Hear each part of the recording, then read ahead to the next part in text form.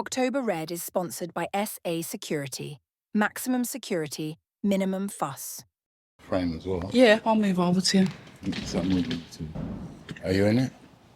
Yeah. Sitting on this chair, mine I don't break myself. Ladies and gentlemen, I'm joined by the one and only, and I will call you a friend actually, You are? Don Charles, a man that I've got a lot of time for, a man that I've beat the drum for several times, and thank you so much for inviting me down to your beautiful gym somewhere in the outskirts of London. It's good to have you, and this is home, because whenever we've met in the past, it's always been at press conferences and place of work. This is home. And what a beautiful home you've made, Don. Since it's the first time I've been here, how long have you been set up here? And why did you move? Because I remember coming to North all those years ago to come and see the sparring there. Yeah, basically, when Daniel got commissioned to fight AJ, and we normally go abroad to do camps. And I've known about this complex for about 10 years. So we opted to stay at home and in London to do camp. Yeah, and this place, it sort of reminds me of when we go to Spain, it replicates the environment on the outside. And when you come on the inside, I've replicated what my discoveries on our travels, like the sandpit, for instance, stuff like that. Like when you travel, you learn, your eyes open, okay, I like that. So I wanted to get a space that allows me to replicate my findings on my travels. But I like that though, Don, because it shows that you're always willing to learn. I was saying to my son on the journey down here, you've got to travel, you've got to go and see how other people work. 100%. Because that's how you learn. You're never going to learn sitting in your house. No, 100%, Boxing is not an online course, is it? Absolutely, So like I said, on my travels, I've seen so many things, how people do, how other people, what they do for, I like that. And then you take it and make it your own. Making it your own then. Talk to me. I mean, so much has happened. Obviously, Daniel in his last fight with Usyk, the lead up, the fight sold well. I was there at Wembley. It was packed. And I will say that it was evenly distributed with fans. Albeit we saw a load of Ukrainian flags, there was still a lot of people there to support Daniel. Going into the fight, the preparation, it was a rematch after all, Don. Talk to me about that preparation for this second fight. Yeah, I mean, the preparation, couldn't fault it. We even did things that we didn't or haven't ever done in previous camps. And we introduced quite a number of things to improve, always looking to improve the way we do things. And we did everything humanly possible. Sometimes when things go wrong, you start to look, what did we do wrong? You have to. When you win, you also look on what you did right and what you did wrong. So in this case, we lost. So obviously it's natural to look at. I can categorically say to you that I've examined it. There's nothing I would have changed in the lead up. We ticked every box and more. So the training, as far as you're concerned, went okay. I'm going to sit here on the outside now. Yeah. Obviously, I watched the first fight with both of them, and that didn't go the way that we thought it was going to go. Mm-hmm. Well, some of us, the ones that were supporting Daniel, yeah? Do you think that had a psychological effect on Daniel going into the second fight? Now, I need to know this from a coach, a fighter's point of view. The fighter will come to you, he'll let you know his deepest, darkest secrets, his fears. I am a fan. Mm-hmm. What happens to a fighter when he loses and he's got to go in, or he chooses to go in against the same person? Mm-hmm. Is there some kind of psychological, I don't know, like a barrier of fear that's put up? Again, it's the person that actually, hands-on person, can give you a more accurate answer. From a coach's perspective, because of the experience I've acquired over the years, the only thing I can answer you is that from an observation point of view, no. There was nothing from that last fight. You work collectively with the fighter and the coaching team. What went wrong in the first fight? So your job is to try and recognize first. Okay. To then try to correct what you believe that we did wrong, the fighter did wrong, the coaching staff did wrong. And we checked. Eventually, there will be a program, because we planned a documentary, based on victory. Yeah? There was a documentary that was going to come out. That documentary, we did so much work that it's still going to come out. But we're going to choose when it's to come out. Timing. Okay, timing. And then we'll use to the levels we went to make sure we aided our guy, equipped our guy, should I say, to get that victory for that undisputed. It didn't happen, but we did everything humanly possible to try and make it happen. And it didn't happen on the night. It didn't happen on the night. And that is the night that it depends on. From round number 1, I watched the fight back. I wanted to watch it back before I came in and discussed it with you. Mm-hmm. Usyk caught him quite early. Correct. It was jab. It was a jab. So the buzz or the initial, okay, Usyk's not here to, feint and move around. He's here to try and come on the attack. We saw a more aggressive, more foot planted. Correct. Somebody that was on the hunt. Correct. Now, after that round 1, and Daniel's walking back into the corner, what's the feel that you got from him, or what did you discuss with him that you can actually share with us? Well, it's there. The microphone picks up what the corner work. If you go back to it, just to remind him to be aware, I actually said to him, normally he will loop his jab over the top of an orthodox fighter. Yeah. He'll let you jab and he'll loop his southpaw jab over it. Okay. Right. This time, being the clever fighter he is, Usyk, he came from under. The 2 jabs he landed, significant jabs he landed in the first hand, they weren't overhand jabs. They came almost like a screw shot. Yeah. That's the cleverness of Usyk, right? And we got caught with very solid jabs. We took 2/3 jabs in the first round. Even having taken those shots, it's hard to score that round. He could even score that round a draw. Nobody would argue. The first round. Second round, Usyk came. Yeah, and we appeared hurt. My guy appeared, he felt those jabs, right? Yeah. And now, what does that to, no matter what fighter it is, it's a reminiscent of what Daniel did to AJ. That sets the tone. It sets the tone, yeah. Yeah, that sets the tone. And mental, yeah. So the audience are watching, but unless you got a finely tuned, you watched it back and you saw what I'm just telling you. I saw it as it's, because I've got that well tuned. It's my duty to see those things. I didn't like that at all. Yeah? Right. So it changes the fighter's mindset. Yes. Because they're the ones taking the shots. Do you understand me? No excuses. You're asking me my observation. Yeah, and that's what I want. That's what I saw. I think that set the tone. Yes, you're quite right. Usyk came out more aggressive than previous because the word chaos was consistent from our side. Yeah, because we gave them our game plan. Yeah, we said. Okay. Yeah, the word chaos was consistent. So Usyk, again, and his team thought, you know what? We're going to fight fire with fire. That's what I saw. And it worked for them. It could have backfired for them. This is boxing. This is heavyweight boxing. Yeah, it worked for them. And the way people are making it out, yeah, it doesn't matter because the result is the result. Yeah. But the way it's been spoken about is that it was a landslide prior to the ending of the fight. Yeah. It was those rounds, the ones Usyk won, they were marginal rounds. The ones we won was marginal. Some people are saying it was 2-2 going into the 5th. Yeah? Like I said, the man landed a significant shot that stopped my guy.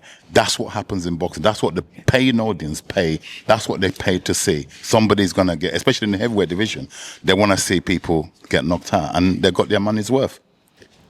Unfortunately, it was against us this time. When a fighter starts to fade, like you said, that momentum is built up early. Mm-hmm. How then do you how can you try and push somebody to get back into the fight when that momentum starts to go? Like you said, the perfect example was the Anthony Joshua fight. We saw that It was obvious because of the knockdowns. With Daniel, if you're not watching it properly, with Usyk, it was the jabs, and you saw that It was he a didn't jabs. like it. Yeah, it was a jabs. So yeah. how do you try and then push him to get that momentum, to like, look, you've got to stay in here. I Yeah. can't have him getting Sure. into your head. Sure. Well, you've already rehearsed it for any eventuality to be able to adjust during the fights. We've got enough experience, me as a coach, Daniel as the fighter. Yeah. So if you, again, listen to the corner work, I reminded him to keep his shape, not allow him to Yeah, I be remember aware of the screw jab he's throwing. Okay? Yep. So it's my duty to remind the fighter that. And he didn't get hit with that.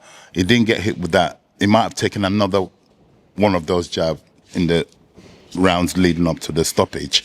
So it's, like I said, it's my duty to observe the team. We're all there, not just as we're there to observation to aid our fighter to give him the right information. I believe we did that, and the fight was even going into the fifth. And Daniel threw a right hand, got countered by a typical southpaw move. We got countered by a perfectly good right hand. Daniel threw, got countered, and that's all she wrote.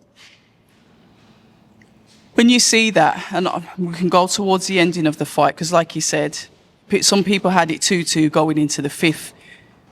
The round of, obviously, the final count, the wave off the towel, I said, I felt, and please correct me if I'm wrong, that you sort of looked and you took the responsibility as the coach to throw the towel in rather than let him have that, the Q word that seems to have followed him around since Joe Joyce, since he's had to come back and redeem himself, saying, I'm not a quitter, I'm in this. It's almost like, and like I said, please correct me if I'm wrong, you saved him. I saw you literally, right, the towel's going in before anybody can say anything. Am I right? Or no, it's an instinctive thing. I'm paid. Part of what the job I do, you're paid to train the fighter, also to make decisions. Hopefully you make the right decisions. When I saw what I saw, I know what I saw. I didn't want my boy, irrespective, to be honest, I don't care what the audience or spectators, right? They want to see disaster. we do. Yeah. We do. Yeah? As fans, we do. Yeah. So unfortunately, you're playing with people's lives here. Yeah, then that's what we signed up for. Not for one moment saying, I know what I saw, and I know I didn't want my... If he fought on from there, the natural thing for Usyk, for any fighter to do, is to jump on the opposition and finish it. And that makes a difference whether they end up in hospital or go home that night. Yeah. So it's a very fine margin. So I am paid to protect my fighter within reason. My fighter went down heavily. The second knockdown, remember there were two knockdowns. Yep. He got up from the first one. Yep. Quitters wouldn't have got up from the first one. So let's get it right. And there's a horrible shot. There's a southpaw right hook behind the ear. Yeah, saw it, He went down. He got up on that occasion and fought on. He didn't hold on, cling on. The lion he is, the fighter he is, he decided to go and trade. Yeah?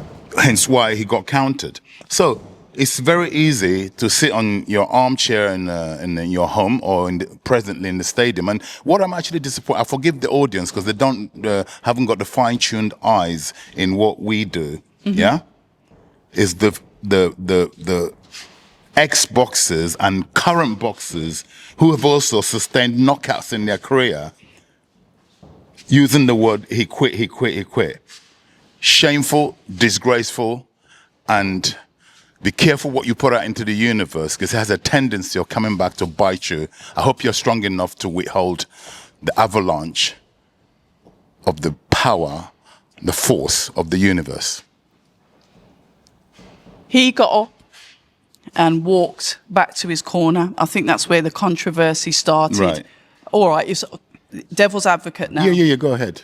So if he was that badly hurt, how was he able to get up on count 9 and walk in a straight line, compass mentis, not looking dazed, back to his corner, and obviously as the towel goes in? Yeah. So why didn't he just get up at 8 on 9 and fight on? Yeah, because he couldn't get up. He didn't make the count. He got counted out. He was on his feet. But the referee the referee had waved it off. I think my towel, it was the referee didn't even see my towel. No, he didn't. His back was to you. Absolutely. So he waved it off. He waved it off before as my towel was coming in. So at the end of the day, they can say what they want to say. My question to the public, or to whoever, to yourself, to the public, where else is he supposed to walk to? He went home. Home is the corner. He recognizes. It might have appeared all right. You don't know what's still going on. Confusion. Unless you've been knocked out before, then can you qualify to have an input that he walked.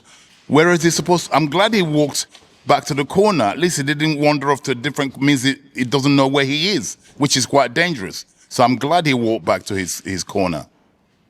So that backlash, like you said, that kind of lives with him. How does he do it? I know I don't want you to repeat yourself, because I know you've done like loads of work on this.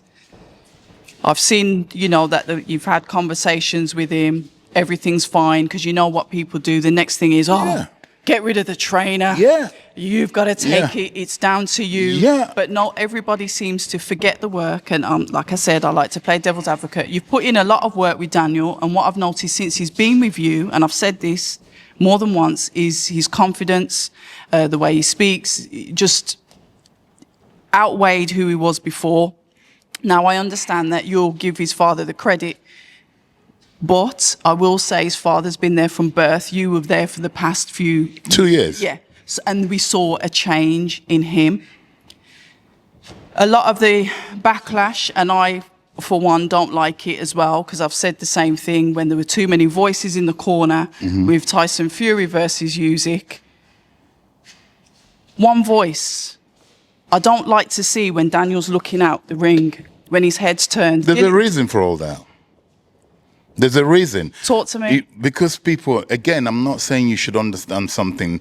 In one hand, I forgive the public because they're seeing, I'm not telling you for 1 minute you're not seeing the way it appears. Yes. Yeah? But people don't, unless you understand the actual dynamics of our setup, eventually you will, eventually. Time reveals everything. Time answers everything. So unless you understand the full dynamics of our team, the makeup of it, then will you understand why that happens. It doesn't appear right. It's unusual, granted. But like I said, that's our method, and it's been working for us in the previous victories that he'd gotten. Victories that he wasn't supposed to win. Every fight since I've been training Daniel, he's not supposed to win them. Yeah, we know. Yeah? So therefore, he won them. Not that he win them. He won them in flying color. They've all been stoppages. Yeah? And then we faced a guy who has beaten everybody twice, including us.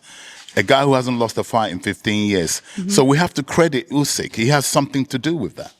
Yeah, absolutely. And there's no way I want to take any credit away. But obviously, Daniel Dubois is a British fighter. He's the one that, you know, some of the British public are invested in. So it's just to make sure that everything did go according to plan. The fight ended up, you know, the best man won. Absolutely. And there's no external interference that interrupted it. I don't need to speak about the gathering, because I understand all of that. I get it. Some people do things differently. Correct. And that's fine. You've explained that 500 times in several different interviews that you've done.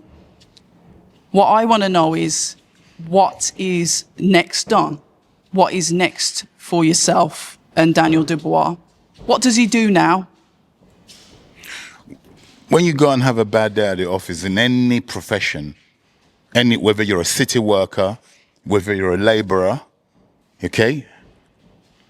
If you have one bad day at the office, that's the saying, you don't retire from the office, the job.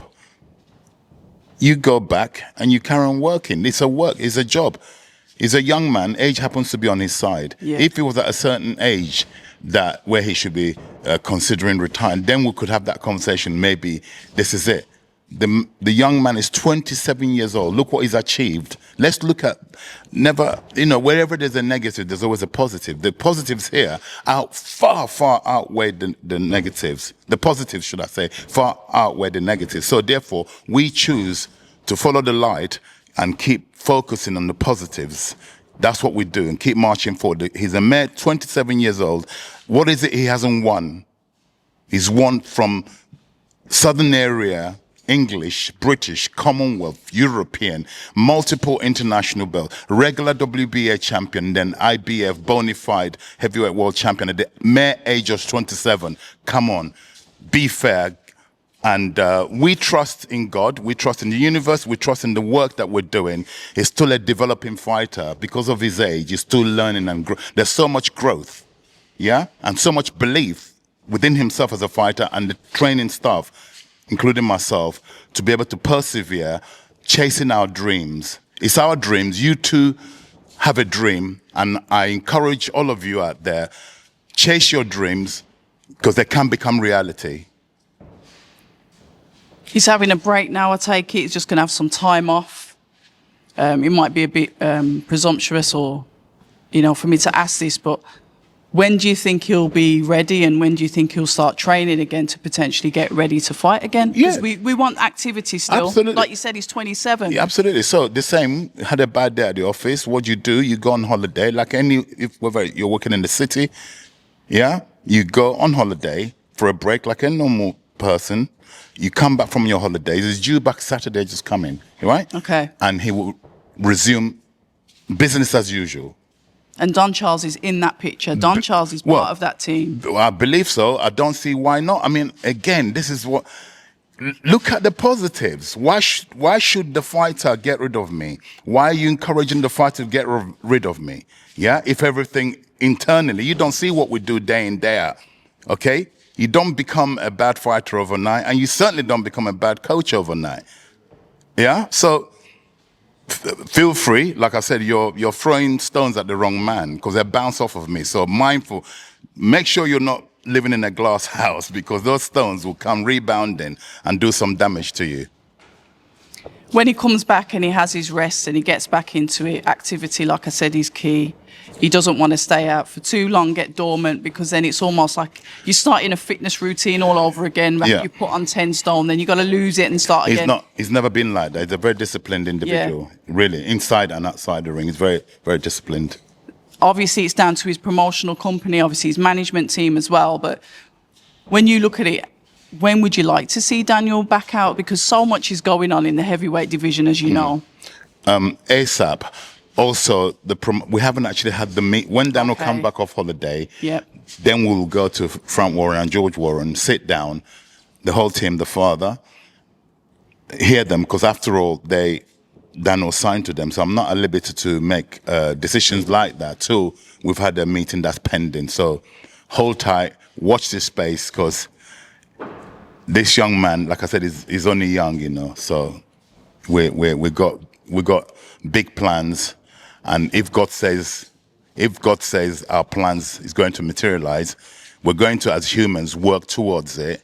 No human is fit to judge us. No human is fit to say our dreams cannot come true. Only God, our maker, can say yes or no.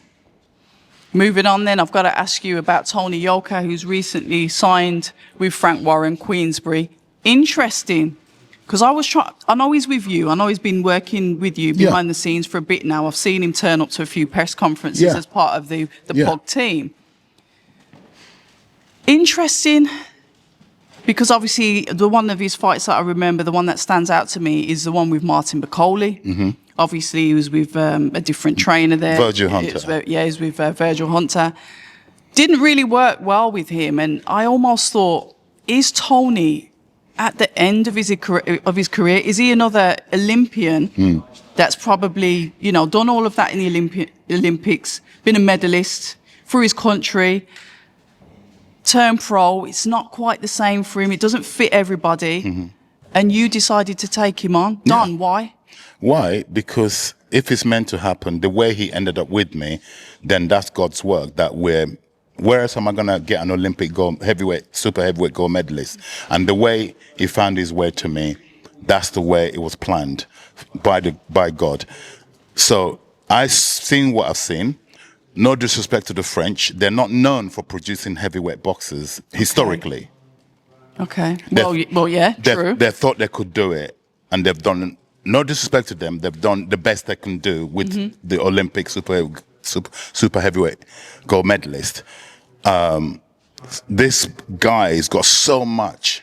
He's beat everybody in the amateurs. Joseph Parker, Philip Hergovich, Robert Hill, and all these people. The list is endless. Yeah. He's a world champion gold medalist in the world champions before he actually became Olympic champion. Again, his amateur record is exceptional. Now, when he first had an interview with me to see if we're gonna work together, I said to him, do you realize, God forbid, should you not go on to become a world champion, you'll be the third super heavyweight in history to have won Olympic super heavyweight gold and not converted it to becoming a world champion. Yeah. There's only been previous two, Tyrell Biggs and Audley Harrison. They're the only two people historically who has won gold, super heavyweight, and not gone on to become. So I told this to Tony, do you want to be the third? He said, no, I don't. So let's do something about it. So that's the drive. Yeah, that's one of the drives. He's got loads of reasons to be driven. One of my biggest assets as a coach is not just all physical and technical. Oh, I know, it's mental. Mental. If you're able to, every human being is the same way. If you have what it takes to get into people's head, you'd be surprised what could happen. And I think he's the type of person, type of boxer that, yes, I've managed to penetrate his. Okay. Yeah, we're all the same. Every human being operates the same way. Yeah, I have the gift to be able to get into people's head and make them believe, not selling them false dreams. We're physically working and mentally working. It works parallel. Yeah, and people will see. Keep watching, you will see. Let me just pause it there because it's going to stop. It's going on to that. Yeah. Okay. All right. So quickly before I let you get on, because you've got to train, Jordan, I'm encroaching on your time. That's right. Starting now. People don't seem that interested in Tony Yoka. Not yet. Fighting Anthony Joshua. That's a name that was bandied about on the socials. I've heard it, yeah. And people are like, I want to see that. What's the point in that fight? What is the point in that fight? If there is a point. There's a few points. Talk to me. Points is that it's two super heavyweight gold medalists. Yeah. One's from 2012, one's from most recent 2016. Yeah. I don't think that's ever happened in the recent times where they've been matched up. Okay. So that's one factor. Second, Anthony is looking for a comeback fight. Although it's my guy, I'm always going to back my guy, of course. I'm not going to back my guy. But if Anthony's got any of becoming a three-time world champion, this is the perfect route for him. May the best man win, and I mean that. Of course I want my guy to win. I'm going to train my guy to win. But public are saying, but hey, I think it's a very good fight. Stylistically, they're going to match up really, really well, in my opinion. And if I'm not a promoter, if it's what comes next for us, I will embrace it. If it's not, they've just recently signed to Queensberry. Yes. So I'm sure they've got plans of how they want to maneuver him. So if it happens to be Joshua or whoever, then it's fine. I'm a trainer. I just train him to fight. Training Jordan Thompson, we can hear him in the background. He's been shadow boxing for about 5 hours now. The troublesome one. The troublesome one. Yeah. He's found his way back home. Yep. He's come back home to Don Charles, where it all started. Correct. I'm glad you used the word home, because that's what. They're all my children, yeah? He's the stubborn one. He's the rebel. You're stubborn, Jordan. Stubborn. The rebel. You're the rebel of all my children, my boxing children. Oh, you're the stubborn one. So you're the troublesome, the rebel. I'm the rebel one. But he's come home. Yeah, he's come home. But that stubbornness is what makes him the fighter that he is. Yeah? So when can we see him out? Because he's been out of the ring for what, nearly 2 years? One second, Jordan. Am I allowed to say the date? Nah. But nah. you we'll are. let you know. Watch this space. Yeah. Okay. Yeah. You reckon? I think somebody else might be. Meow. But watch this space. Watch this space. Watch this space. We're going to leave that there, Don. I'm going to let you train. Hopefully, I can get Jordan on for a few minutes afterwards as well. But thank you so much for having me. It's always, listen, it's been a pleasure. You're different. Your approach is different, and it's always a pleasure. He's making me blush. No, man, you're good. Ladies and gentlemen, Don Charles. This channel is sponsored by SA Security. Maximum security, minimum fuss. Peace. October Red is sponsored by SA Security. Maximum security, minimum fuss.